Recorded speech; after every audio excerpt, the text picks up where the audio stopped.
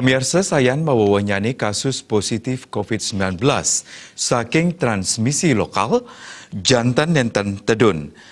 Saking kewentanan transmisi tigang dasa kalih kasus anyar COVID-19 ring Bali, wantah siki kasus kemanten sani imported case akehan saking transmisi lokal.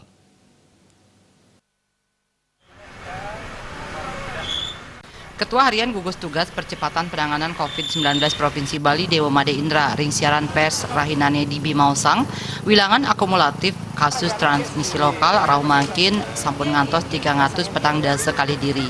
Akehnya nih wilangan akumulatif pasien positif COVID-19 mangkin telu ngatak petang dasa diri transmisi lokal pineh akeh wenten ring Denpasar antuk kali dasa diri.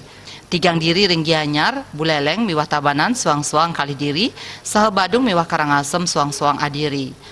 Ngelimbaknya nih kasus positif sani mawawah, ngantos dasan diri inucap, wantah kesarengin antuk pawawahan tigang diri pasien kenak.